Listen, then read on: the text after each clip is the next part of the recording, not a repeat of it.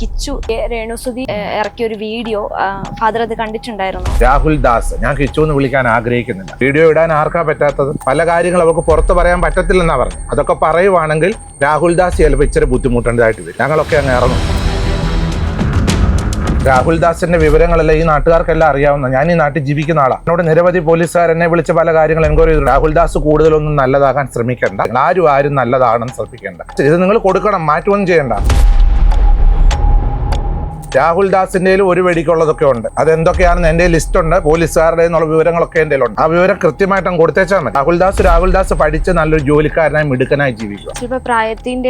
പ്രായത്തിന്റെ അല്ല, അഹങ്കാരം അങ്ങനെ തന്നെ കൊടുത്തോളൂ. ഈ വീട്ടിൽ വന്ന അഹങ്കാരം കാണിക്കാൻ നോക്കത്തില്ല. അത് രേണുസുതിയെ കൂടുതൽ അങ്ങ് കുടുംബത്തെ ചവിട്ടി താക്കാൻ ശ്രമിക്കുവാണെങ്കിൽ കൂടെ നിൽക്കാൻ ആൾക്കാരുണ്ട്. ഇവിടെ വീടുണ്ട്, ഇവിടെ റൂമുണ്ട്. വേണമെങ്കിൽ ഇവിടെ ഒന്ന് ജീവിക്കാം. നീ സഹായിക്കണമെന്ന് ഞാൻ നിന്നോട് ആവശ്യപ്പെടുന്നില്ല. അതുകൊണ്ട് ദൈവത്തെ വിളിച്ച് ശാന്തമായിട്ട് നീ ജീവിക്കാനാണ് എനിക്ക് നിന്നോട് പറയാനായിട്ടുള്ളത്. മാടപ്പള്ളിയിലോ പ്ലാന്തോട്ടത്തിലോ അഹങ്കാരം കാണിക്കാൻ വരികയും ചെയ്യാം. ഈ വസ്തുവിന് ഉടമസ്ഥൻ ഞാനായി. ഇവിടെ വന്ന് ബഹളം എടുക്കാനോ ശല്യം എടുക്കാനോ ഒന്നും വരണ്ട. അവൻ അവന്റെ കാര്യം നോക്കി ജീവിക്കട്ടെ. ആ സഹോദരി അവരുടെ കാര്യം നോക്കി ജീവിക്കുന്നുണ്ടല്ലോ. രേണുസുതി യൂട്യൂബിൽ വേറൊരു വീഡിയോ അപ്ലോഡ് ചെയ്തിട്ടുണ്ടായിരുന്നു. ഞാൻ മരിച്ചാൽ പോലും എന്നെ നീ കാണാൻ വരരുത് എന്ന് പറഞ്ഞിട്ട്. പുള്ളിക്കാരത്തി ഇപ്പൊ വളരെ ഡിപ്രഷനിലൂടെ പോകുന്നത്. അത് എനിക്ക് നല്ലതുപോലെ അറിയാം. ഒരു അമ്മയും മകനുമാണെങ്കിൽ അത് വീട്ടിൽ വെച്ച് പറഞ്ഞു തീർക്കാവുന്ന കാര്യങ്ങളാണെങ്കിൽ പരസ്പരം പറഞ്ഞു തീർക്കേണ്ട കാര്യങ്ങളാണ്. അതങ്ങനെ സോഷ്യൽ മീഡിയയിൽ വന്ന് എന്തെങ്കിലും കാര്യങ്ങൾ പറയുന്നുണ്ടെങ്കിൽ അതിലൂടെ മറ്റുള്ളവർക്ക് വിമർശിക്കാൻ ഒരു അവസരമാവുകയല്ലേ ഉള്ളൂ. നമ്മൾ മലർന്നു കിടന്ന് തുപ്പുന്ന പോലൊരു അനുഭവം ആ കൊച്ചു പയ്യൻ കാണിച്ചു വെച്ചിരിക്കുന്നു. ഇത്രയും നാള് അങ്ങോട്ടും ഇങ്ങോട്ടും ഓരോന്ന് പറഞ്ഞ് വഴക്കൂടി, അല്ലെങ്കിൽ പെട്ടെന്ന് ഓപ്പോസിറ്റ് നിൽക്കുന്ന ആൾക്ക് ഇത്തരത്തിലൊരു അസുഖമാണ് എന്ന് അറിഞ്ഞപ്പോൾ എന്തായിരുന്നു? ദുഃഖമാണത്. കാരണം എന്റെ പിതാവ് ഒരു ക്യാൻസർ രോഗം വന്ന് അങ്ങനെയാണ് ഈ ലോകത്തിൽ നിന്ന് കടന്നുപോയത്. എനിക്ക് ആ രോഗത്തിന്റെ തീവ്രമായ വേദനകള്, അതിന്റെ അനുഭവങ്ങളൊക്കെയും എനിക്ക് നല്ലതുപോലെ അറിയാം. ആ രോഗങ്ങൾ കൊണ്ട് പ്രയാസപ്പെടുന്ന അനുഭവങ്ങൾ ഞാൻ ഇപ്പോഴും കാണുന്നു. ഞാൻ അവരെ ഓർത്ത് പ്രാർത്ഥിക്കുന്ന ഒരാളാണ്. രേണുസുതിക്ക് ഈ രോഗമുണ്ടെന്ന് കേട്ടപ്പോൾ ഹൃദയത്തിൽ വളരെ ദുഃഖമാണ് തോന്നുന്നത്. ആർക്കും വരരുതെന്ന് ആഗ്രഹിക്കുന്ന ഒരു രോഗമാണല്ലോ വന്നിരിക്കുന്ന ആ രോഗം എന്ന് പറയുന്നത്. അത് കേട്ടപ്പോൾ വളരെ സങ്കടം തോന്നി. വേഗം സുഖമാകണമേ എന്ന് ഞാൻ പ്രാർത്ഥിച്ചുകൊണ്ടേയിരിക്കും. നമ്മൾ എന്തിനാ വഴക്ക് കൂടിയത്, അല്ലെങ്കിൽ എന്തിനായിരുന്നു ഇതൊക്കെ എന്നൊരു തോന്നലുണ്ടായിരുന്നോ? വാസ്തവത്തിൽ ഞാനും രേണുസുതിയും തമ്മിൽ വ്യക്തിപരമായിട്ട് ഇന്ന് വരെ ഒരു സംസാരം ഉണ്ടായിട്ടില്ല. മുഖാമുഖം ഞങ്ങൾ ഒന്നും പറഞ്ഞിട്ടില്ല. സോഷ്യൽ മീഡിയയിലെ ഒരു വിഭാഗം ഇവിടെ വന്ന് ഇന്റർവ്യൂ ചെയ്യുന്ന മീഡിയ, നിങ്ങൾ കേട്ട സോഷ്യൽ മീഡിയ കണ്ടതുപോലെ നിരവധി ക്വസ്റ്റ്യൻസ് എന്നോട് ചോദിക്കുമ്പോൾ അതിന് പറഞ്ഞ ഉത്തരങ്ങളിലൂടെയാണ് ഞാനും രേണുസുതിയും തമ്മിൽ ആ ശത്രുത പോലെ ആകേണ്ട ഒരു സാഹചര്യം ഉണ്ടായത്. സോഷ്യൽ മീഡിയയിലൂടെയാണ് ഇങ്ങനെ ഒരു പിണക്കങ്ങളും ദേഷ്യങ്ങളും ഒക്കെ സംഭവിച്ചു പോയത്. രേണുസുതി ഒരു സമ്പന്ന കുടുംബത്തിലെ ഒരു യുവതിയായിരുന്നെങ്കിൽ ആൾക്കാരെ എറിയാനൊക്കത്തില്ല. അവരുടെ പേരിൽ നിയമ നടപടി ഉണ്ടായിരുന്നു. വഴിയെ പോകുന്നവരൊക്കെ എല്ലാം ഒരു കല്ല് കിട്ടുമ്പോൾ എറിയാമെന്നുള്ളൊരു ചിന്തയിലാണ് ഇപ്പോഴ്. എനിക്ക് ആ മോൻ അത് കാണിച്ചതിനോട് യോജിക്കാൻ പറ്റുന്നില്ല. ഒരിക്കലും അത് പറയേണ്ടിയില്ലായിരുന്നു. പക്ഷെ ഇതിപ്പം എന്താ പറയാ, എറിയാനുള്ള കല്ല് കൊണ്ട് കൊടുത്ത പോലായി. ഈ കുഞ്ഞു കുട്ടിയുടെ കാര്യമാണ്. വളർന്നു വരുമ്പോ തന്നെ അച്ഛൻ മരിച്ചു, അമ്മയ്ക്ക് വയ്യാതിരിക്കുന്ന കുട്ടിയുടെ വളർച്ച ചെയ്ത് വഴിക്കാവും, അല്ലെങ്കിൽ കുട്ടി എങ്ങനെ വളരും? രേണുസുതിയുടെ സഹോദരി അവർ സ്വന്തം അവരുടെ മക്കളെ വളർത്തുന്ന തുല്യമായിട്ട് ഒരു ഡ്രസ്സ് എടുത്താൽ ആ 3 പിള്ളേർക്ക് ഒരുപോലെ അവരെടുത്ത് അവർ ചേർത്ത് നിർത്തി തന്നെയാണ് ആ കുടുംബത്തിൽ അവർ മുന്നോട്ട് പോയിക്കൊണ്ടിരിക്കുന്നത്. രേണുസുതി ഇങ്ങനെ വലിച്ചു കീറുന്ന ആൾക്കാരോട് ബിഷപ്പിന് എന്താ പറയാനുള്ളത്? നിങ്ങളിൽ പാപമില്ലാത്തവർ ഇവളെ കല്ലെറിയട്ടെ എന്ന് പറഞ്ഞു. സോഷ്യൽ മീഡിയയിൽ എന്തെല്ലാം സമൂഹത്തിൽ ഏതെല്ലാം തരത്തിൽ വീഡിയോ ചെയ്യുന്ന ബോയ്സ് ഉണ്ട്, ഗേൾസ് ഉണ്ട്. എന്തുകൊണ്ട് വലിയ വലിയ സിനിമാ നടിമാരുടെ മക്കള്, സിനിമാ നടന്മാരുടെ മക്കളോ അല്ലെങ്കിൽ പേരെടുത്ത ആൾക്കാരൊക്കെ വീഡിയോ ഇടുന്നുണ്ടല്ലേ? എന്താ നിങ്ങൾ കണ്ടന്റ് ആക്കി എടുക്കാൻ മടിക്കുന്നത്?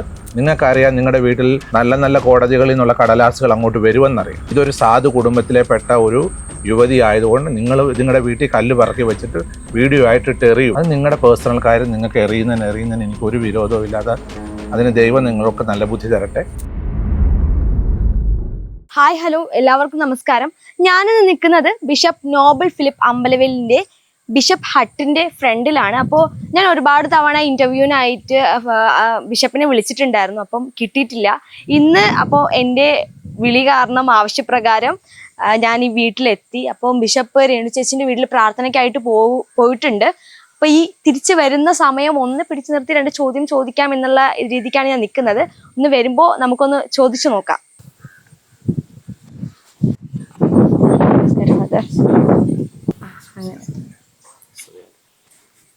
ഇല്ല, പ്രാർത്ഥന കഴിഞ്ഞിട്ട് നമുക്ക് അങ്ങോട്ടേക്ക് വെക്കാം, വെയിലടിക്കണം.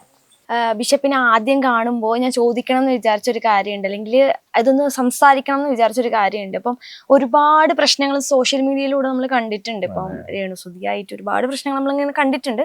കണ്ടറിവ് മാത്രമേ ഞങ്ങൾക്കുള്ളൂ. പക്ഷെ അന്ന് സുധിച്ചേട്ടൻ്റെ ഓർമ്മ ദിവസം ബിഷപ്പ് ആ വീട്ടിൽ പോവുകയും പ്രാർത്ഥിക്കുകയും ചെയ്യുന്ന ഒരു കാഴ്ച ഞങ്ങൾ കണ്ടു. സോഷ്യൽ മീഡിയയിൽ കൂടെ തന്നെ ഞങ്ങൾ കണ്ടു. അപ്പൊ കണ്ടപ്പോൾ ഭയങ്കരമായിട്ട് സന്തോഷമായത്. ബിക്കോസ് ഇങ്ങനെയും മനസ്സുള്ളവരുണ്ടല്ലോ, അത്രയും പ്രശ്നങ്ങൾക്കിടയിലും ആ ഒരു നിമിഷത്തിൽ നിങ്ങൾ ഓർക്കാൻ ശ്രമിച്ചല്ലോ, അല്ലെങ്കിൽ പ്രാർത്ഥിക്കാൻ പോകാൻ ശ്രമിച്ചല്ലോ എന്ന് ആലോചിച്ചപ്പോൾ പ്രേക്ഷകർക്കും അതുപോലെ എന്നെ പോലുള്ള എല്ലാ പ്രേക്ഷകർക്കും ഒരുപാട് സന്തോഷമാണ് ആയത്. ആ നല്ല മനസ്സിനെ ആദരിക്കുകയാണ് ചെയ്തത്. അപ്പം എങ്ങനെയാണ് അത്തരത്തിലൊരു ഇത്രയും പ്രശ്നങ്ങൾക്കിടയിലും അങ്ങനെ പോകണം, അങ്ങനെ ഒരു തോട്ട് വന്നത് എപ്പോഴായിരുന്നു? രേണുസുതിയുടെ പിതാവും മാതാവും അതുപോലെ തന്നെ സഹോദരിയും എന്നെ ഇവിടെ വന്ന് ക്ഷണിച്ചു.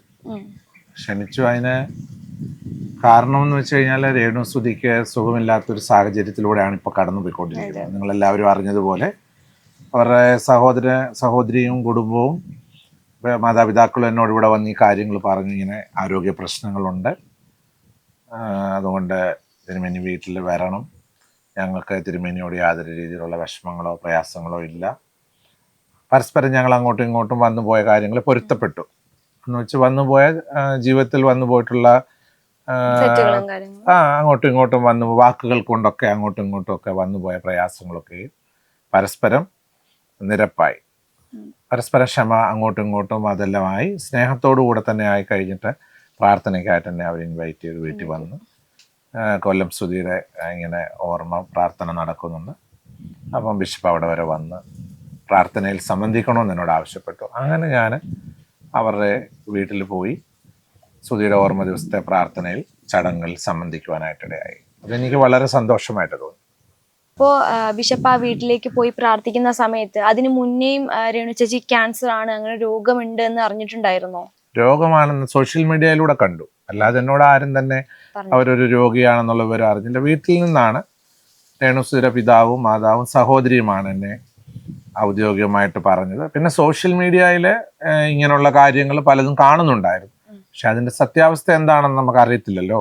അല്ലാതെ ആരും വെളിയിൽ നിന്ന് ആരും വിളിച്ച് പറയുകയോ എടുക്കുകയോ ചെയ്തിട്ടില്ല. അവരുടെ മാതാപിതാക്കളും സഹോദരിയും പറഞ്ഞപ്പോഴാണ് ഞാൻ ആ കാര്യം മനസ്സിലാക്കാനിടയായത്. അതെ, അപ്പൊ ഇത്രയും നാള് അങ്ങോട്ടും ഇങ്ങോട്ടും ഓരോന്ന് പറഞ്ഞ് വഴക്കൂടി അല്ലെങ്കിൽ വാട്ട് എവർ ഇറ്റ് ഈസ് എന്തെങ്കിലുമൊക്കെ കാണിച്ചുകൊണ്ടിരുന്ന നിങ്ങൾ പെട്ടെന്ന് ഓപ്പോസിറ്റ് നിൽക്കുന്ന ആൾക്ക് ഇത്തരത്തിലൊരു അസുഖമാണ് എന്ന് അറിഞ്ഞപ്പോൾ എന്തായിരുന്നു തോന്നുന്നത്? വളരെ ദുഃഖമാണ് തോന്നിയത്. കാരണം എൻ്റെ പിതാവ് ഒരു ക്യാൻസർ രോഗം വന്ന് അങ്ങനെയാണ് ഈ ലോകത്തിൽ നിന്ന് കടന്നുപോയത്. അപ്പോൾ എനിക്ക് ആ രോഗത്തിൻ്റെ തീവ്രമായ വേദനകൾ, അതിൻ്റെ അനുഭവങ്ങളൊക്കെയും എനിക്ക് നല്ലതുപോലെ അറിയാം. മാത്രമല്ല എൻ്റെ അറിവിൽപ്പെട്ട ധാരാളം പ്രിയപ്പെട്ടവർ ഈ രോഗങ്ങൾ കൊണ്ട് പ്രയാസപ്പെടുന്ന അനുഭവങ്ങൾ ഞാനിപ്പോഴും കാണുന്നു. ഞാൻ അവരെ ഓർത്ത് പ്രാർത്ഥിക്കുന്ന ഒരാളാണ്. അപ്പോൾ പെട്ടെന്ന് രേണുസുതിക്ക് ഈ രോഗമുണ്ടെന്ന് കേട്ടപ്പോൾ ഹൃദയത്തിൽ വളരെ ദുഃഖമാണ് തോന്നിയത്. ആർക്കും വരരുതെന്ന് ആഗ്രഹിക്കുന്ന ഒരു രോഗമാണല്ലോ ഇപ്പോൾ ആ പ്രിയപ്പെട്ട സഹോദരിക്ക് കടന്നു വന്നിരിക്കുന്ന ആ രോഗമെന്ന് പറയുന്നത്. അപ്പം അതുകൊണ്ട് അത് കേട്ടപ്പോൾ വളരെ സങ്കടം തോന്നി. വേഗം സുഖമാകണമേ എന്ന് ഞാൻ പ്രാർത്ഥിച്ചുകൊണ്ടേയിരിക്കുന്നു. ഇത്തരത്തിലിപ്പോ അസുഖം വന്നപ്പോഴാണ് അച്ഛനിപ്പോ നമ്മൾ എന്തിനാ വഴക്ക് കൂടിയത്, അല്ലെങ്കിൽ എന്തിനായിരുന്നു ഇതൊക്കെ എന്നൊരു തോന്നലുണ്ടായിരുന്നോ? ഇപ്പം പരസ്പരം എന്തെങ്കിലും ഒരു വാസ്തവത്തിൽ ഞാനും രേണുസുതിയും തമ്മിൽ വ്യക്തിപരമായിട്ട് ഇന്ന് വരെ ഒരു സംസാരം ഉണ്ടായിട്ടില്ല. മുഖാമുഖം ഞങ്ങൾ ഒന്നും പറഞ്ഞിട്ടില്ല. സോഷ്യൽ മീഡിയയിലെ ഒരു വിഭാഗം ആൾക്കാരെന്നെ, അതായത് ഇങ്ങനെ എന്താണ് പറയുക, ഇവിടെ വന്ന് ഇൻ്റർവ്യൂ ചെയ്യുന്ന മീഡിയ എന്നെ ഇൻ്റർവ്യൂ ചെയ്യുന്ന സമയത്ത് നിങ്ങൾ കേട്ട സോഷ്യൽ മീഡിയ കണ്ടതുപോലെ നിരവധി ക്വസ്റ്റ്യൻസ് എന്നോട് ചോദിക്കുമ്പോൾ അതിന് പറഞ്ഞ ഉത്തരങ്ങളിലൂടെയാണ് ഞാനും രേണുസുതിയും തമ്മിൽ ആ ശത്രുത പോലെ ആകേണ്ട ഒരു സാഹചര്യം ഉണ്ടായത്. നാളിതുവരെ രേണുസുതിയും ഞാനുമായിട്ട് മുഖാമുഖം അവരുടെ ഫാമിലിയായിട്ടോ രേണുസുതിയുമായിട്ടോ ഒന്ന് മുഖം കറുപ്പിച്ച് സംസാരിച്ചിട്ടില്ല, ഒരിക്കലും ഉണ്ടായിട്ടില്ല.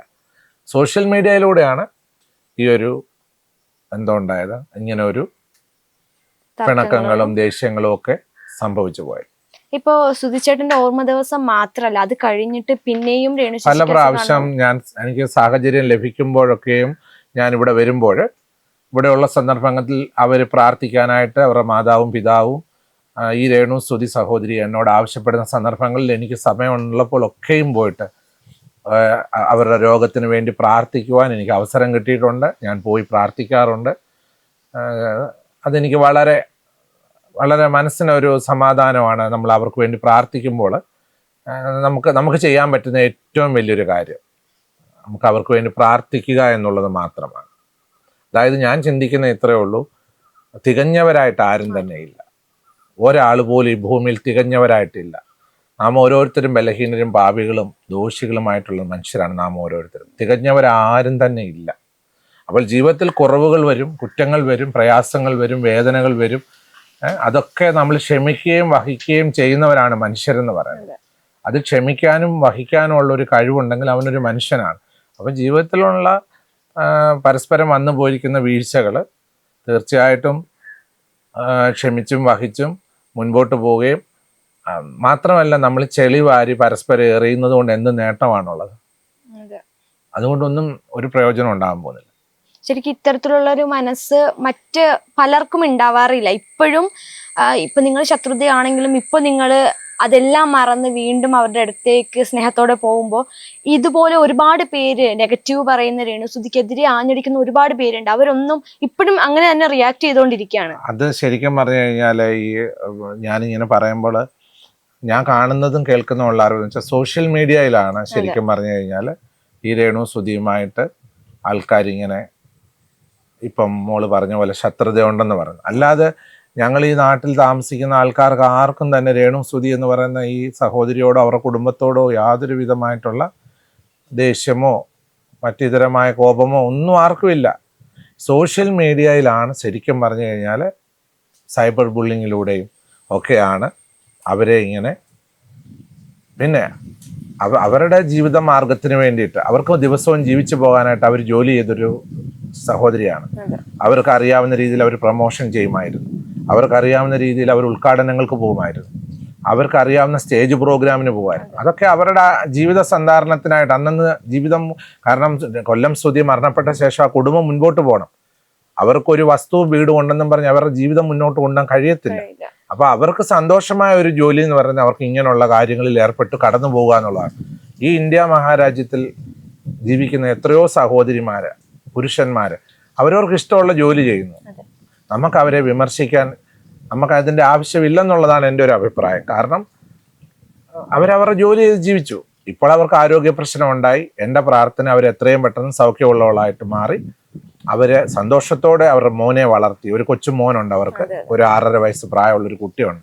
ആ കുഞ്ഞിനെ വളർത്തി അവർ സന്തോഷമായി ജീവിക്കട്ടെ എന്നുള്ളതാണ് എൻ്റെയും എൻ്റെ പ്രാർത്ഥനാ കൂട്ടായ്മകളിലുള്ളവരുടെയും സഭയിലുള്ള വിശ്വാസികളുടെയും ജനങ്ങളുടെയും എൻ്റെ സ്നേഹിതരുടെയും എൻ്റെ ബന്ധുമിത്രാദികളുടെ എല്ലാം പ്രാർത്ഥന എന്ന് പറയുന്നത് അവരെത്രയും വേഗം സുഖം പ്രാപിച്ച് ആരോഗ്യത്തോടെ അവർ സന്തോഷത്തോടെ ജീവിക്കട്ടെ എന്നുള്ളതാണ് എൻ്റെ ആഗ്രഹം. എൻ്റെ പ്രാർത്ഥന അത് തന്നെയാണ്.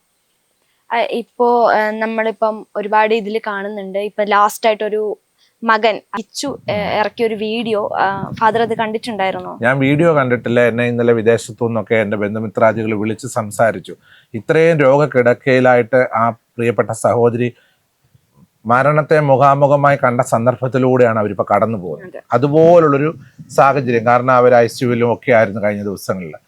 അങ്ങനെയുള്ള സന്ദർഭത്തിൽ നമ്മൾ എന്ത് ചെയ്യണം? അങ്ങനെയുള്ള സന്ദർഭത്തിൽ എന്തെങ്കിലും ഒരു വേദനകളോ കുറ്റങ്ങളോ ഉണ്ടെങ്കിൽ ആ സന്ദർഭത്തിലല്ല നമ്മൾ എന്ത് ചെയ്യേണ്ടത്. ഞാൻ മുമ്പേ പറഞ്ഞതുപോലെ അത് പറയുകയോ എടുക്കുകയോ ചെയ്ത് അവർ സുഖം പ്രാപിച്ച് വന്ന ശേഷം ഒരു അമ്മയും മകനുമാണെങ്കിൽ അത് വീട്ടിൽ വെച്ച് പറഞ്ഞു തീർക്കാവുന്ന കാര്യങ്ങളാണെങ്കിൽ പരസ്പരം പറഞ്ഞു തീർക്കേണ്ട കാര്യങ്ങളാണ്. അതങ്ങനെ സോഷ്യൽ മീഡിയയിൽ വന്ന് എന്തെങ്കിലും കാര്യങ്ങൾ പറയുന്നുണ്ടെങ്കിൽ അതിലൂടെ മറ്റുള്ളവർക്ക് വിമർശിക്കാൻ ഒരു അവസരമാവുകയല്ലേ ഉള്ളൂ.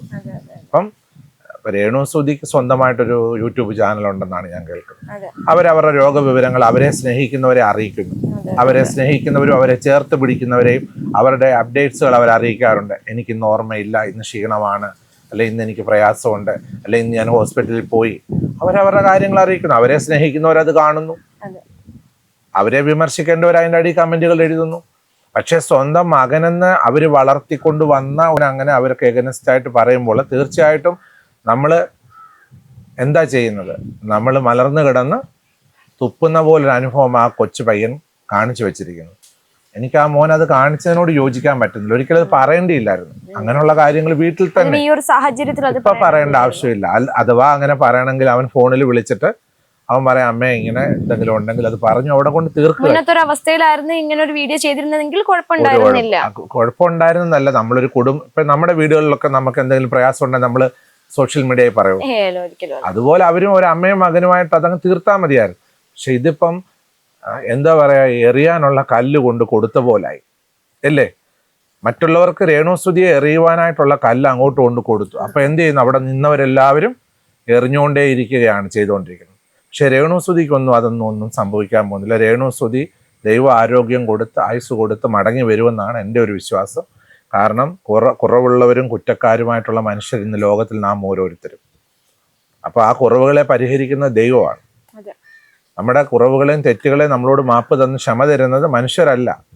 മനുഷ്യരൊരിക്കലും ഒരാളെ പറ്റിയും, ഞാൻ തുറന്നു പറയാണ്, ഒരു മനുഷ്യരും വേറൊരാളെ പറ്റി നല്ല വശം പറയാൻ ആഗ്രഹിക്കുന്നില്ല.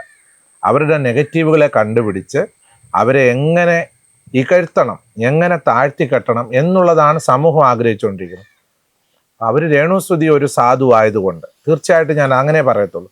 കാരണം രേണുസുതി ഒരു സമ്പന്ന കുടുംബത്തിലെ ഒരു വലിയ കുലമഹിമയുള്ള ഒരു കുടുംബത്തിലെ വലിയ ഒരു യുവതിയായിരുന്നെങ്കിൽ ഇത്രയും ആൾക്കാരെ എറിയാനൊക്കത്തില്ല. അവരുടെ പേരിൽ നിയമ നടപടി ഉണ്ടായിരുന്നു. അതൊരു സാധു കുടുംബത്തിലെ മാതാപിതാക്കൾക്ക് ജനിച്ച ഒരു പെൺകുട്ടി ആയതുകൊണ്ട് വഴിയെ പോകുന്നവരൊക്കെ എല്ലാം ഒരു കല്ല് കിട്ടുമ്പോൾ എറിയാമെന്നുള്ളൊരു ചിന്തയിലാണ് ഇപ്പോഴേ എറിഞ്ഞുകൊണ്ടിരിക്കുന്നത്. പക്ഷേ അവർക്കതിനെ അതിജീവിക്കാനുള്ള ശക്തി ദൈവം കൊടുക്കട്ടെ എന്ന് ഞാൻ പ്രാർത്ഥിക്കുന്നു. അവർക്ക് മനസ്സ് വളരെ ദുഃഖത്തിലാണ്. ഞാൻ അവരോട് സംസാരിച്ചിട്ടുണ്ട് പല സന്ദർഭത്തിൽ. വളരെ വേദനയിലാണ് കടന്നു പോകുന്നത്. വളരെ ദുഃഖം അവർക്കുണ്ട്. പക്ഷെ എന്നാലും അത് മറ്റുള്ളവരുടെ മുമ്പിൽ കാണിക്കാതെ അവർ ജീവിച്ച് മുന്നോട്ട് പോവുകയാണ്. അവർക്ക് ദൈവം ആയുസ് കൊടുക്കട്ടെ, ആരോഗ്യം കൊടുക്കട്ടെ, അവർ മടങ്ങി വരട്ടെ എന്നുള്ളത് മാത്രമാണ് എൻ്റെ പ്രാർത്ഥന. ഇപ്പൊ രേണുസുതിയുടെ അസുഖം എത്രത്തോളം ഭീകരമാണെന്ന് ഞാൻ അതിന്റെ മെഡിക്കൽ സൈഡ് ഒന്നും എനിക്ക് അറിയത്തില്ല. പക്ഷേ എങ്കിൽ അവരുടെ വീട്ടുകാരിൽ നിന്ന് അറിഞ്ഞത് ശാരീരികമായിട്ടുള്ള നല്ല ക്ഷീണാവസ്ഥയുണ്ട്. പിന്നെ വളരെ കൂടിയ ട്രീറ്റ്മെന്റുകളാണല്ലോ ചെയ്തുകൊണ്ടിരിക്കുന്നത്. വളരെ കൂടിയ മരുന്നുകളൊക്കെയാണ് ഹോസ്പിറ്റലിൽ നിന്ന് ഡോക്ടേഴ്സ് ആ കുട്ടിക്ക് കൊടുക്കുന്നത്. അതിൻ്റെതായിട്ടുള്ള എൻ്റെ ഫാദറിന് ഇത് വന്നതുകൊണ്ട് എനിക്കറിയാം. അപ്പം ഭയങ്കരമായിട്ടുള്ള ഓർമ്മക്കുറവുണ്ടാകും, ക്ഷീണമുണ്ടാകും, ചിലപ്പോൾ നല്ല ആരോഗ്യത്തോടെ ഇരിക്കും, ചിലപ്പം ആരോഗ്യം ക്ഷയിച്ച പോലെ തോന്നും. അത് ഈ മരുന്നിൻ്റെതായിട്ടുള്ള ഒരുപാട്. ഇപ്പോൾ പുള്ളിക്കാരത്തി ഒന്ന് വർത്താനം പറഞ്ഞാൽ പറയും, എവിടുന്ന് വന്ന് നിങ്ങൾക്ക് ഈ നാക്ക്? അടുത്ത ക്വസ്റ്റ്യനാണ്. മിണ്ടാതിരുന്നാൽ പറയും, ഇപ്പം നിന്റെ എല്ലാം തീർന്നോ? അപ്പോൾ ഒരു കരയിൽ കൂടെ വെള്ളത്തിൽ കൂടെ ആ പുള്ളിക്കാരത്തെ ജീവിക്കാൻ അനുവദിക്കുന്നില്ലെന്നുള്ളതല്ലേ സത്യം. അവർ ക്ഷീണിതാവസ്ഥ ഇരുന്നാൽ പറയും ദൈവം നിന്നെ ശിക്ഷിച്ചത്. അവർ സംസാരിച്ചാൽ എടുത്ത വായിലേ പറയും നിനക്ക് അടങ്ങാറായില്ലയോ. ഇതെന്താണ്? അപ്പം സമൂഹത്തിന് വേണ്ടി ഉള്ള ഒരാളാണോ അവര്? അവരും ഈ ലോകത്തിൽ നമ്മളെപ്പോലെ ജീവിക്കേണ്ട ഒരാളാണെന്ന് നമ്മൾ ചിന്തിക്കേണ്ടതായിട്ടിരിക്കുന്നു. അവരൊരു മനുഷ്യ സ്ത്രീയാണ്. നമ്മളെപ്പോലെ അഭിപ്രായം പറയുവാനും നമ്മളെപ്പോലെ ജീവിക്കുവാനുമുള്ള എല്ലാ സ്വാതന്ത്ര്യവും രേണുസുതിക്കും ഈ ലോകത്തിൽ ദൈവം കൊടുത്തിട്ടുണ്ടെന്നുള്ളതാണ് എൻ്റെ വിശ്വാസം. ഇനിയുള്ള കാലം രേണുസുതിയുടെ അവരുടെ കുടുംബത്തിൻ്റെ മുഴുവനായിട്ടുള്ള കാര്യങ്ങൾക്ക് എന്നെക്കൊണ്ട് പറ്റുന്ന രീതിയിലുള്ള പ്രാർത്ഥനാ സഹായമായിട്ട് ഞാൻ മുൻപോട്ട് പോകും. അവരെ ചേർത്ത് പിടിക്കാൻ തന്നെയാണ് തീരുമാനിക്കുന്നത്. ഒരിക്കലും അവരെ കൈവിടാൻ ഉദ്ദേശിക്കുന്നില്ല. കാരണം അങ്ങനെ പല സന്ദർഭങ്ങളിൽ അവരുമായിട്ട് അകന്നു പോകേണ്ട സോഷ്യൽ മീഡിയയിലൂടെ നേരിട്ട് ഞങ്ങൾ ഒരിക്കലും, ഞാൻ പറഞ്ഞല്ലോ, ഒരു മുഖഭാവത്തിലോ ദേഷ്യഭാവത്തിലോ ഞങ്ങൾ സംസാരിച്ചിട്ടില്ല. സോഷ്യൽ മീഡിയയിലൂടെ അങ്ങോട്ടും ഇങ്ങോട്ടും ഭയങ്കരമായ രീതിയിൽ സംസാരിച്ചിട്ടുണ്ട്. അതൊക്കെ ഞങ്ങൾ മറന്നു. കാരണം ആ പുള്ളിക്കാരത്തേക്ക് ഇങ്ങനെ ഒരു ആരോഗ്യ പ്രശ്നം വന്നപ്പോൾ തീർച്ചയായിട്ടും അത് വഹിക്കാനും ക്ഷമിക്കാനും, അല്ലെങ്കിൽ ഞാൻ എന്തിനാണ് ഈ സത്യവേദ പുസ്തകവും പിടിച്ചുകൊണ്ട് ഞാൻ ലോകം മുഴുവൻ നടക്കുന്നത്, എന്തിനാണ്? പക്ഷേ കർത്താവ് ജീസസ് ക്രൈസ്റ്റ് എന്ന് നമ്മളോട് പറഞ്ഞേക്കുന്നത് ക്ഷമിക്കാനാണ് പറഞ്ഞത്. ഞാൻ അതുകൊണ്ട് എന്നെ എറിയുന്നവരെയും എന്നോട് പറയുന്നവരെയും ഒക്കെ ക്ഷമ കൊടുത്തുകൊണ്ട് ചേർത്ത് പിടിക്കാനാണ് ഞാൻ ആഗ്രഹിക്കുന്നത്. അത്രയേ ഉള്ളൂ. അത് ഇനിയുള്ള കാലം അത്ര തന്നെ ഉള്ളൂ. ഒരിക്കലും ആ കുടുംബത്തെ ഒറ്റപ്പെടുത്താൻ ആഗ്രഹിക്കുന്നില്ല. ഇനി ആരെല്ലാം അവരെ ഒറ്റപ്പെടുത്താൻ ശ്രമിച്ചാലും ഞാൻ ജീവിച്ചിരിക്കുന്നിടത്തോളം കാലം പ്രാർത്ഥനയിൽ അവരെ ചേർത്ത് പിടിക്കും, അവരെ സപ്പോർട്ട് ചെയ്യും. മാത്രമല്ല, അവരൊരു തെറ്റും ചെയ്യുന്നവരല്ല. അവരെ ജീവിക്കാൻ വേണ്ടി കഷ്ടപ്പെട്ട് ജീവിക്കുന്ന ഒരു കുടുംബമാണ്. ശരിയായിരിക്കാം, അവരുടെ പ്രയാസ സമയത്ത് ഒരുപാട് പേര് സഹായിച്ചിട്ടുണ്ടായിരിക്കും. ആ സഹായിച്ചവർക്ക് ആർക്കും പരാതിയില്ല. അവർക്ക് ഞാനൊക്കെ ആ കുടുംബത്തിൽ വലിയ സഹായമൊന്നും ചെയ്തിട്ടുള്ള ആളല്ല. ഞാൻ അങ്ങനെ ഫിനാൻഷ്യലായിട്ടൊന്നും ഒരു സഹായവും ഞാൻ ചെയ്തിട്ടില്ല. പക്ഷെ അവരെ ഓർത്ത് പ്രാർത്ഥിക്കുന്നുണ്ട്. അത് മാത്രമേ എൻ്റെ ജോലി എന്താണെന്ന് ചോദിച്ചു കഴിഞ്ഞാൽ, എന്നോട് പ്രാർത്ഥന ആവശ്യപ്പെടുന്നവർക്ക് വേണ്ടി പ്രാർത്ഥിക്കുക, അവരെ ദൈവസന്നിധിയിൽ വെക്കുക, മധ്യസ്ഥ ചെയ്യുക. ഇത് മാത്രമാണ്. അത് ഞാൻ ചെയ്യും. തുടർന്നും അവർക്ക് വേണ്ട പ്രാർത്ഥനാ സഹായങ്ങൾ ചെയ്തു തന്നെ കൊടുക്കും. ഇപ്പോൾ സോഷ്യൽ മീഡിയയിൽ ചർച്ച ചെയ്യുന്നത് ഈ കുഞ്ഞു കുട്ടിയുടെ കാര്യമാണ്. വളർന്നു വരുമ്പോൾ തന്നെ അച്ഛൻ മരിച്ചു, ഇപ്പം അമ്മയ്ക്ക് വയ്യാതിരിക്കുന്നു. ആ കുട്ടിയുടെ വളർച്ച ചെയ്ത് വഴിക്കാവും, അല്ലെങ്കിൽ കുട്ടി എങ്ങനെ വളരും എന്നുള്ള ചർച്ചകളാണ് വരുന്നത്. വളരെ സന്തോഷത്തോടെ ആ കുഞ്ഞിനെ അവർ വളർത്തും. അതെ അതെ. രേണുസുധിയുടെ പിതാവും മാതാവും ജ്യേഷ്ഠനും അവർ സ്വന്തം ഈ രേണുസുധിയുടെ സഹോദരി അവർ സ്വന്തം അവരുടെ മക്കളെ വളർത്തുന്ന തുല്യമായിട്ട് ഒരു ഡ്രസ്സ് എടുത്താൽ ആ 3 പിള്ളേർക്ക് ഒരുപോലെ അവരെടുത്ത് ഇപ്പൊ വളർത്തിക്കൊണ്ടിരിക്കും. നമുക്ക് ഇപ്പോഴത്തെ കാര്യമേ എനിക്കറിയില്ല. നാളെ എന്ത് സംഭവിക്കുമെന്ന് മോള് ചോദിച്ചാൽ എനിക്ക് അതിനെപ്പറ്റി അറിയത്തില്ല. പക്ഷെ ഈ നിമിഷങ്ങൾ വരെ അവർ ചേർത്ത് നിർത്തി തന്നെയാണ് ആ കുടുംബത്തിൽ അവർ മുന്നോട്ട് പോയിക്കൊണ്ടിരിക്കുന്നത്. ഭാവിയിൽ തീർച്ചയായിട്ടും ആ കുഞ്ഞിനോട് ദൈവം മനസ്സലിയണം. കാരണം അവന് ഒരു അമ്മയെ ആവശ്യമാണ്. അവൻ്റെ പിതാവ് മരണപ്പെട്ടു പോയതാണ്. എൻ്റെ ഒരു അപേക്ഷയായിട്ട് തന്നെ കരുതിക്കോട്ടെ, നമ്മളെ കൊണ്ട് പറ്റുന്ന രീതിയിൽ അവരെ ചേർത്ത് നിർത്താനായിട്ട് ശ്രമിക്കുക. അത് മാത്രമേ എനിക്ക് പറയാനുള്ളൂ. നിങ്ങൾക്ക് പണം കൊടുത്ത് സഹായിക്കാൻ ഞാൻ ആരോടും ആവശ്യപ്പെടാം, അങ്ങനെ ചിന്തിക്കണ്ട. നമുക്കൊരു വാക്ക് അവർക്ക് വേണ്ടി ഒന്ന് പ്രാർത്ഥിക്കാൻ പറ്റുമെങ്കിൽ നമ്മൾ അത് തന്നെ ചെയ്താൽ മതി. അതെല്ലാവരോടും ഞാൻ ആവശ്യപ്പെടുന്നില്ല.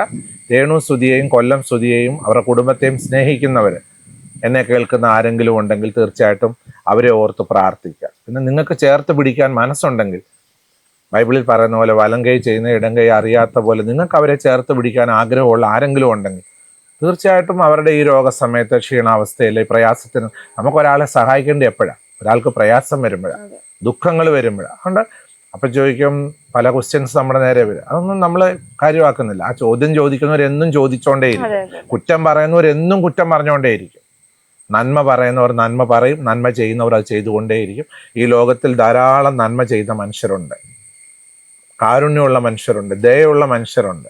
അവർ തീർച്ചയായിട്ടും രേണു സുധിയെ സ്നേഹിക്കുന്ന, എനിക്ക് നല്ലതുപോലെ അറിയാം, രേണു സുധിയെയും കുടുംബത്തെ സ്നേഹിക്കുന്ന ലക്ഷക്കണക്കിന് ഫാമിലികൾ സ്നേഹിക്കുന്നവരുണ്ട്. നെഗറ്റീവ് പറയുന്നവർ അത്രമാത്രം ഉണ്ടെന്ന് നമ്മൾ ചിന്തിക്കാവുന്നതേ ഉള്ളൂ. അത്രേ ഉള്ളൂ. നെഗറ്റീവ് ഉണ്ടെങ്കിൽ പോസിറ്റീവ് ഉണ്ടല്ലോ, അത് സംഭവം അത്രേ ഉള്ളൂ. 90% പോസിറ്റീവാണ്, 10% അവരെ പറ്റി നെഗറ്റീവ് ആൾക്കാർക്ക് കാണാനുള്ളൂ. അതിപ്പം എന്നെ പറ്റിയാണേലും മോളെ പറ്റിയാണേലും 10% അവർ നെഗറ്റീവ്. പിന്നെ നെഗറ്റീവ് കമന്റ് എഴുതാൻ രാവിലെ ഉറങ്ങുന്ന എഴുന്നേറ്റാൽ ഇതിനു വേണ്ടി മാത്രം കൈയുടെ വിരൽ ചലിപ്പിക്കുന്ന ഒരു വിഭാഗം ആൾക്കാരുണ്ട്. എൻ്റെ വീഡിയോയുടെയൊക്കെ അടിയിൽ വന്നിട്ട് എൻ്റെ മരിച്ചുപോയ 3-4 അപ്പച്ചന്മാർക്കും അമ്മമാർക്കും ഒക്കെ എഴുതാറുണ്ട്. ഞാനിതൊന്നും കാര്യമാക്കുന്നില്ല. നിങ്ങൾ പറഞ്ഞോ, എൻ്റെ ജോലി ഞാൻ ചെയ്യും. അങ്ങനെ സമൂഹത്തിൽ നിങ്ങൾ നന്മ ചെയ്യാൻ ആഗ്രഹിക്കുന്ന ഒരു നന്മ തന്നെ ചെയ്ത് മുൻപോട്ട് പോവുക. അതേ ഉള്ളൂ എനിക്ക് അതിനെപ്പറ്റി പറയുവാനായിട്ട്. ഈ അവസാനം ഇന്നലെ കിച്ചു ഒരു വീഡിയോ ഇട്ടതിന്റെ പിറകെ രേണുസുധി യൂട്യൂബിൽ വേറൊരു വീഡിയോ അപ്ലോഡ് ചെയ്തിട്ടുണ്ടായിരുന്നു. ഞാൻ മരിച്ചാൽ പോലും എന്നെ നീ കാണാൻ വരരുത് എന്ന് പറഞ്ഞിട്ട്. അത് കണ്ടിട്ടുണ്ടായിരുന്നു? ഞാനത് കണ്ടില്ല, നോക്കാം. അങ്ങനെ ഒരു വീഡിയോ ഉണ്ടെങ്കിൽ അതുകൂടെ നോക്കാം എന്താണെന്ന്. ഞാൻ കണ്ടില്ല, സമയമില്ലായിരുന്നു. ഇതിപ്പോൾ ആരെങ്കിലുമൊക്കെ പറയുമ്പോഴാണല്ലോ നമ്മൾ കയറി നോക്കുന്നത്. എന്തെങ്കിലും ഒരു കാര്യങ്ങൾ ഇത്ര ഗൗരവമായിട്ടുള്ളത് വരുവാണെങ്കിൽ നമ്മൾ കാണേണ്ടത്. അങ്ങനത്തെ ഒരിത് കണ്ടിട്ടില്ല. പുള്ളിക്കാരത്തി ഇപ്പോൾ വളരെ ഡിപ്രഷനിലൂടെയാണ് പോകുന്നത്. അത് എനിക്ക് നല്ലതുപോലെ അറിയാം. ഒന്നാമത് അവരുടെ മെഡിസിൻ്റെതായിട്ടുള്ള ആ ഒരു എന്താണ് പറയുക, അവർക്കൊരു സെഡേഷന്, അത് മരുന്നിൽ നിന്ന് ഉണർന്നു കഴിയുമ്പോൾ പുള്ളിക്കാരത്തിക്ക് ഒരു ഡിപ്രഷൻ മൂഡ്, അതൊക്കെ വരുന്ന ഉടനെ അവരെ വേദനിപ്പിക്കുകയല്ല ചെയ്യേണ്ടതെന്നുള്ളതാണ്. പ്രത്യേകിച്ച് ഈ രാഹുൽ ദാസ്, ഞാൻ കിച്ചു എന്ന് വിളിക്കാൻ ആഗ്രഹിക്കുന്നില്ല. എൻ്റെ കയ്യിൽ അവരുടെ സർട്ടിഫിക്കറ്റൊക്കെ ഇവിടെ ഇരിക്കുന്ന സർട്ടിഫിക്കറ്റിനകത്ത് രാഹുൽ ദാസ് എന്നാണ് അദ്ദേഹത്തിൻ്റെ പേര്. ഈ രാഹുൽ ദാസ് എന്ന് പറയുന്ന വ്യക്തിയോട് എനിക്ക് പറയുവാനുള്ളത്, നീ സഹായിക്കണമെന്ന് ഞാൻ നിന്നോട് ആവശ്യപ്പെടുന്നില്ല. നീ സഹായിക്കണ്ട. അനേകർ നിന്നെ സഹായിച്ചാൽ നീ തരത്തിലൊക്കെ എത്തിയിരിക്കുന്നത്. അതുകൊണ്ട് ദൈവത്തെ വിളിച്ച് ശാന്തമായിട്ട് നീ ജീവിക്കാനാണ് എനിക്ക് നിന്നോട് പറയാനായിട്ടുള്ളത്. അത് പറയാനുള്ള അതോറിറ്റി എനിക്കുണ്ട്. മാടപ്പള്ളിയിലോ പ്ലാന്തോട്ടത്തിലോ അഹങ്കാരം കാണിക്കാൻ വരികയും ചെയ്യണ്ട. അതുകൂടെ എനിക്ക് പറയാനുണ്ട്. കാരണം ഈ വസ്തുവിന് ഉടമസ്ഥൻ ഞാനായിട്ടാണ് ഇവിടെ ജീവിക്കുന്നത്. ഇവിടെ വന്ന് ബഹളം എടുക്കാനോ ശല്യം എടുക്കാനോ ഒന്നും വരണ്ട. രേണുസുധി ഒരു രോഗിയാണ്. ഇവിടെ വന്ന് അങ്ങനെ എന്തെങ്കിലും ഇനി ആ പെൺകുട്ടിയെ ആക്ഷേപിക്കുന്ന വീഡിയോ പുള്ളിക്കാരൻ ഇടുവാണെങ്കിൽ നിയമ നടപടികളുമായിട്ട് ഞങ്ങൾ മുന്നോട്ട് പോകാൻ തന്നെയാണ് തീരുമാനിക്കുന്നത്. എൻ്റെയും കൂടെ ഒരു തീരുമാനം അതാണ്. നിയമ നടപടികളുമായിട്ട് പോകും. കാരണം അവരൊരു ലേഡിയാണ്, ഒരു സുഖമില്ലാത്ത സ്ത്രീയാണ്.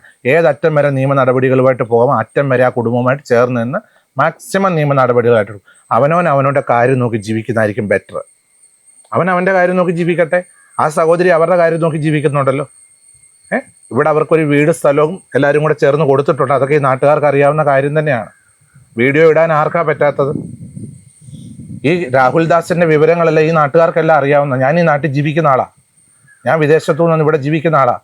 എന്നോട് നിരവധി പോലീസുകാർ എന്നെ വിളിച്ച് പല കാര്യങ്ങൾ എൻക്വയറി ചെയ്തിട്ടുണ്ട്. ആ സമയത്തൊക്കെ രാഹുൽ ദാസിനെ പറ്റി ഞാൻ നല്ല അഭിപ്രായമാണല്ലോ, ഒന്നും അറിയാതെ. ഇപ്പോഴാണല്ലോ വിവരങ്ങൾ ഞാൻ അറിഞ്ഞുകൊണ്ടിരിക്കുന്നത്. രാഹുൽ ദാസ് കൂടുതലൊന്നും നല്ലതാകാൻ ശ്രമിക്കേണ്ട. നമുക്കറിയാം കാര്യങ്ങൾ. ആരും നല്ലതാണെന്ന് ശ്രമിക്കേണ്ട. എല്ലാവരും ഒരു വെടിക്കുള്ളത് കയ്യിലുള്ളവരാണ്. രാഹുൽ ദാസ് ഇത് നിങ്ങൾ കൊടുക്കണം, മാറ്റുമൊന്നും ചെയ്യണ്ട. രാഹുൽ ദാസിൻ്റെ ഒരു വെടിക്കുള്ളതൊക്കെ ഉണ്ട്. അതെന്തൊക്കെയാണെന്ന് എൻ്റെ ലിസ്റ്റ് ഉണ്ട്. പോലീസുകാരുടെ എന്നുള്ള വിവരങ്ങളൊക്കെ എൻ്റെ ഉണ്ട്. ഞാനിവിടെ ജീവിക്കുന്ന ആളാണ്. ആ വിവരം കൃത്യമായിട്ടും കൊടുത്തേച്ചാൽ മതി. രാഹുൽ ദാസ് പഠിച്ച് നല്ലൊരു ജോലിക്കാരനായി മിടുക്കനായി ജീവിക്കുക. അത് രേണുസുതിയെ കൂടുതൽ അങ്ങ് കുടുംബത്തെ ചവിട്ടി താക്കാൻ ശ്രമിക്കുവാണെങ്കിൽ കൂടെ നിൽക്കാൻ ആൾക്കാരുണ്ട്. ഞാൻ മാത്രമല്ല, ഒരുപാട് പേര് രേണുസുതിയുടെ കുടുംബത്തെ സപ്പോർട്ട് ചെയ്യാനായിട്ടുണ്ട്. കൊല്ലത്ത് അവിടെ ജീവിക്കുക, സന്തോഷമായിട്ട് ജീവിക്കില്ല. ഇവിടെ വീടുണ്ട്, ഇവിടെ റൂമുണ്ട്. വേണമെങ്കിൽ ഇവിടെ ഒന്ന് സമാധാനത്തോടെ അന്തസ്സായിട്ട് അഭിമാനത്തോടെ ജീവിക്കുക. ആ പെൺകുട്ടി പിന്നെ എന്നോട് ഒരാൾ വിളിച്ച് പറഞ്ഞത് പല കാര്യങ്ങൾ അവർക്ക് പുറത്ത് പറയാൻ പറ്റത്തില്ലെന്നാണ് പറഞ്ഞത്. അതൊക്കെ പറയുവാണെങ്കിൽ രാഹുൽ ദാസ് ചിലപ്പോൾ ഇച്ചിരി ബുദ്ധിമുട്ടേണ്ടതായിട്ട് വരും. ഞങ്ങളൊക്കെ അങ്ങ് ഇറങ്ങും. എങ്ങോട്ട് ഇറങ്ങും? നിയമപരമായിട്ട്, ലീഗലി നീങ്ങും. അവന് 22-23 വയസ്സില്ലേ? സ്വന്തം കാര്യം നോക്കി സന്തോഷമായി ജീവിക്കട്ടെ. അത്രേ എനിക്ക് അതിനെപ്പറ്റി പറയാനുള്ളൂ. ചിലപ്പോൾ പ്രായത്തിൻ്റെ അല്ല, അഹങ്കാരം. അങ്ങനെ തന്നെ കൊടുത്തോളൂ. അഹങ്കാരമായത് ഈ വീട്ടിൽ വന്ന അഹങ്കാരം കാണിക്കാൻ നോക്കത്തില്ല. കാരണം ഇവിടെ പല നാട്ടുകാർ അത് നാട്ടിലുള്ള ആൾക്കാർ അതിനെപ്പറ്റി ഇപ്പം ചർച്ച ചെയ്തോളുണ്ട്. വിവരങ്ങളൊക്കെ ഉണ്ട് നമ്മുടെ കയ്യിൽ. ഞാനിപ്പോഴാണ് ഇതിനെപ്പറ്റിയൊക്കെ അറിയുന്നത്. ഈ പുള്ളിക്കാരൻ ഇങ്ങനെ പല കാര്യങ്ങളിൽ കേസിൽ പെട്ടെന്നൊക്കെ ഉള്ളവർ പോലീസുകാർ പറഞ്ഞായിരുന്നു. പക്ഷെ ഇപ്പം ഞാൻ പല കാര്യങ്ങൾ അറിയുന്നുണ്ട്. ഇവിടെ എൻ്റെ ഈ പുരയിടത്തിനകത്ത് അതൊന്നും നടക്കത്തില്ല. ഇവിടെ നടക്കത്തില്ല. ഒന്നും ശരിയായ പ്രവണതയല്ല. എന്നെ ഇപ്പോൾ ഈ വിഷയത്തിൽ എയറിൽ കയറ്റി വിട്ടാലും എനിക്ക് കുഴപ്പമില്ല. പറയുമ്പോൾ എനിക്ക് അതിൻ്റെതായിട്ടുള്ള ബുദ്ധിമുട്ടുണ്ടെന്ന് വിചാരിച്ചു. അങ്ങനെ ഒരു കുടുംബത്തെ ബുദ്ധിമുട്ടിക്കാൻ ഞാൻ സമ്മതിക്കത്തില്ല. അങ്ങനെ പുള്ളിക്കാരനെ സപ്പോർട്ട് ചെയ്തുകൊണ്ട് കാര്യങ്ങൾ ചെയ്യുക, ഇവരെ ചവിട്ടി താഴോട്ട് കൊണ്ട്, അതൊക്കെ എന്തിൻ്റെ നീതിയാണ്? അതൊന്നും നീതിയാണെന്ന് എനിക്ക് തോന്നുന്നില്ല. അദ്ദേഹത്തിന് ഇവിടെ ജീവിക്കണമെങ്കിൽ സന്തോഷമായിട്ട് വന്ന് ജീവിക്കുക. അദ്ദേഹത്തിൻ്റെ വീട് അവിടെ ഉണ്ട്, ആരും പൊളിച്ചു കളഞ്ഞിട്ടില്ല. അദ്ദേഹത്തിന് അവിടെ ബെഡ്റൂം ഉണ്ട്, അതിനകത്ത് വന്ന് സന്തോഷമായിട്ട് താമസിക്കുക. പുള്ളിക്കാരന് ആ വയ്യാതിരിക്കുന്ന ആ സഹോദരിയെ, ആരോഗ്യമില്ലാതെ മരണവും ജീവൻ്റെ ഇടയിൽ നിൽക്കുന്ന ഒരു സഹോദരിയെ, അവരെ ഇപ്പം ആൾക്കാരുടെ മുമ്പിലേക്ക് ഇങ്ങനെ പിച്ചി ചീന്താനായിട്ട് എറിഞ്ഞു കൊടുത്തിട്ടുണ്ടെങ്കിൽ അദ്ദേഹത്തെ പറ്റിയുള്ള കാര്യം ഞാൻ ഈ നാട്ടുകാരെ കൊണ്ട് വീഡിയോ ഇടിപ്പിക്കും. പല കാര്യങ്ങൾ പറയാനുണ്ടാവും, പല കാര്യങ്ങൾ. അതുകൊണ്ട് നമ്മൾ എന്തിനാ വെറുതെ വേറൊരാളെ ഡിസ്റ്റർബ് ചെയ്യാൻ പാടില്ല എന്നുള്ളതാണ് എൻ്റെ അഭിപ്രായം. എനിക്ക് അതിനെപ്പറ്റിയുള്ള അഭിപ്രായം അത്ര തന്നെ ഉള്ളൂ. ഇനിയെല്ലാം മനസ്സറിഞ്ഞ് കിച്ചു തിരിച്ചു വന്ന് അമ്മയുടെ അടുത്ത് വരികയാണെങ്കിൽ അക്സെപ്റ്റ് ചെയ്യുമോ? അവരൊരു അമ്മയും മകനും തമ്മിലുള്ള കാര്യം അവരുടെ വീട്ടിൽ തീർക്കേണ്ട കാര്യങ്ങളാണ്. അത് പബ്ലിക്കിൽ കൊണ്ടിട്ട് അലക്കാൻ വേണ്ടി എറിഞ്ഞു കൊടുക്കരുത്. നാട്ടുകാരത് കയറി അലക്കി വെളുപ്പിക്കും ശരിക്കും. ബിഷപ്പ് ഇതിപ്പോ കിച്ചുവിനും ഋതപ്പനും ബിഷപ്പാണ് ആ സ്ഥലം വീട് വെക്കാനായിട്ട് കൊടുത്തത്. അതുകൊണ്ടാണോ ഇത്രയും വിഷമത്തിൽ ഇങ്ങനെ സംസാരിച്ചത്?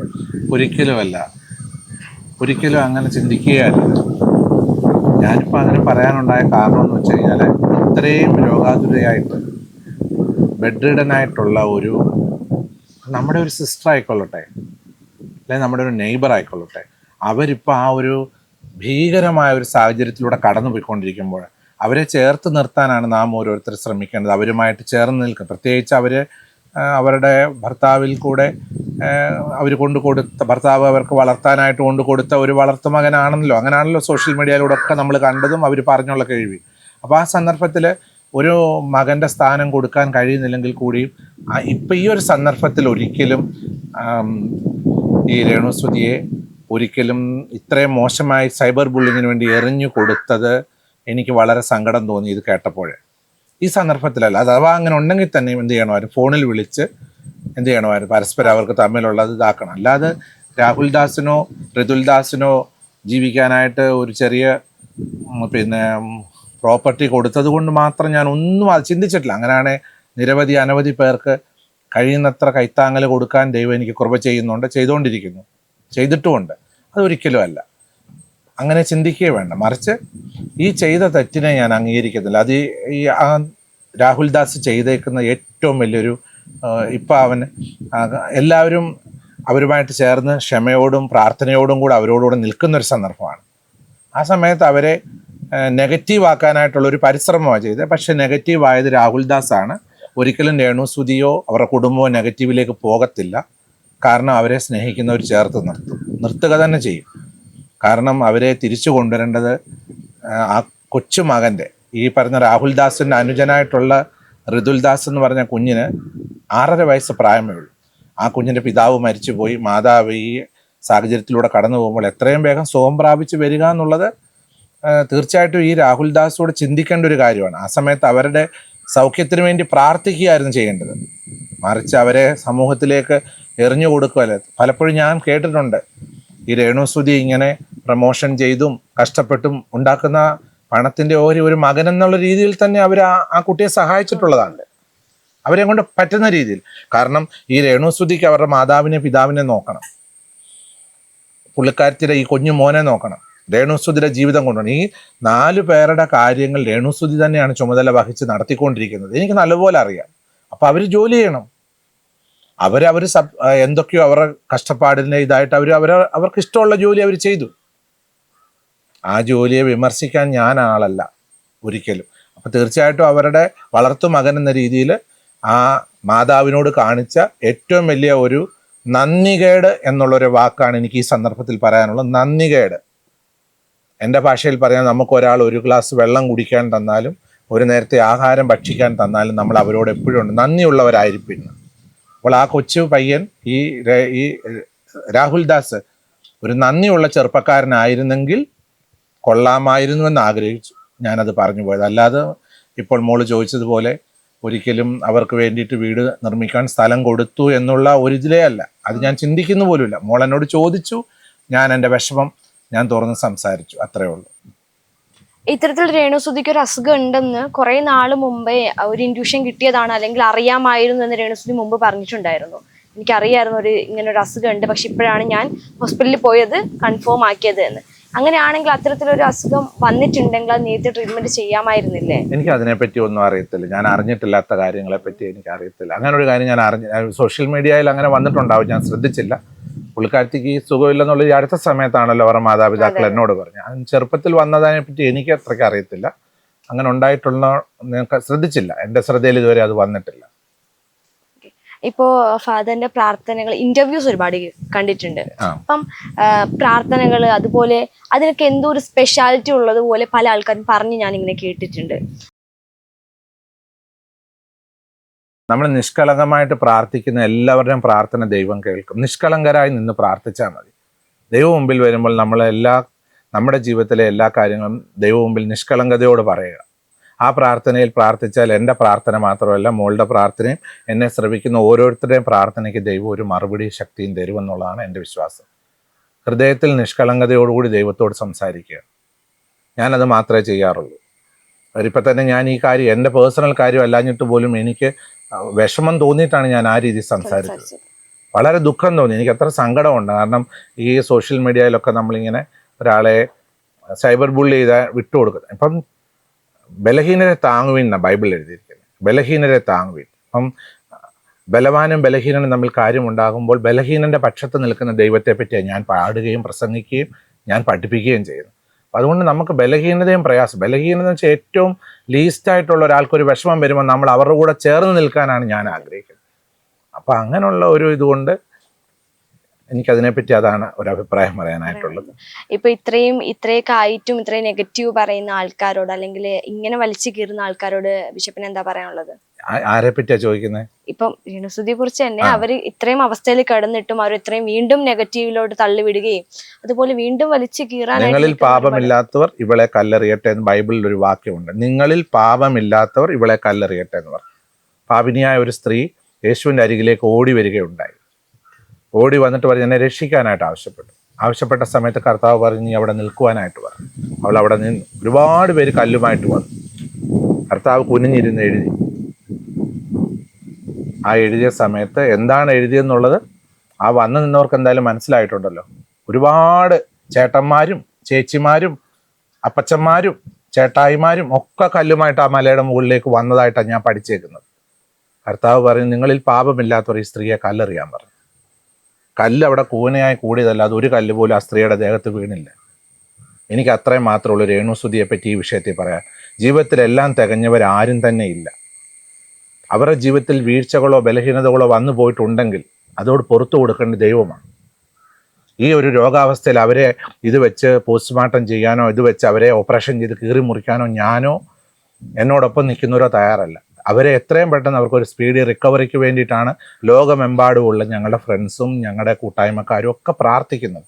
ഞാൻ മാത്രമല്ല, രേണുസുതിയുടെ കുടുംബത്തെ സ്നേഹിക്കുന്നവരതാ ചെയ്തുകൊണ്ടിരിക്കുന്നത്.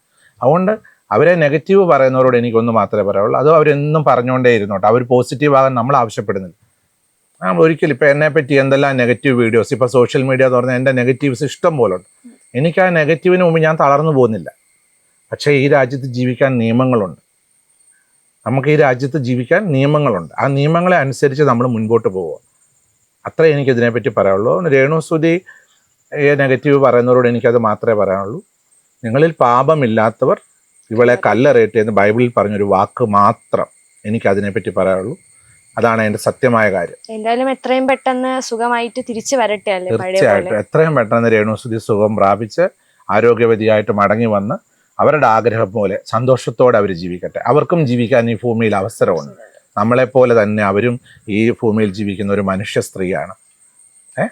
അവർ വലിയ ഉന്നത കുലജാതിയല്ലെന്ന് അവർ തന്നെ പല വീഡിയോയിൽ പറഞ്ഞിട്ടുണ്ട്. പക്ഷെ അവർ നമ്മുടെ ഇടയിൽ സന്തോഷത്തോടെ ജീവിക്കാൻ അവർക്കും അവസരം കൊടുക്കണം. അത് മാത്രമേ എനിക്ക് സമൂഹത്തോട് പറയാനുള്ളൂ. അവർ ചെയ്തു പോയ തെറ്റുകളുണ്ടെങ്കിൽ ദൈവം അവരോട് ക്ഷമിക്കട്ടെ. പിന്നെ ഈ കണ്ടുകൊണ്ടിരിക്കുന്ന സോഷ്യൽ മീഡിയ കണ്ടുകൊണ്ടിരിക്കുന്ന എനിക്കതുകൂടെ പറയാനുണ്ട്. സോഷ്യൽ മീഡിയയിൽ എന്തെല്ലാം സമൂഹത്തിൽ ഏതെല്ലാം തരത്തിൽ വീഡിയോ ചെയ്യുന്ന ബോയ്സ് ഉണ്ട്, ഗേൾസ് ഉണ്ട്. എന്തുകൊണ്ട് നിങ്ങൾ അവരെ ആരെയും കണ്ടന്റ് ആക്കുന്നില്ല?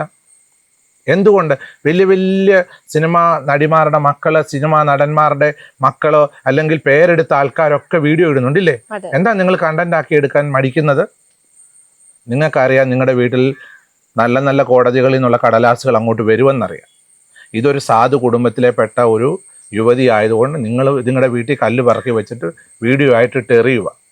അത് നിങ്ങളുടെ പേഴ്സണൽ കാര്യം. നിങ്ങൾക്ക് എറിയുന്നതിന് എനിക്ക് ഒരു വിരോധവും ഇല്ലാതെ അതിന് ദൈവം നിങ്ങൾക്ക് നല്ല ബുദ്ധി തരട്ടെ. അപ്പം നാളെ മുതൽ എന്നെ ഇപ്പോൾ ഏറെ കയറ്റി വിടുമെന്ന് എനിക്ക് ഉറപ്പായിട്ടും അറിയാം, നല്ലപോലെ അറിയാം.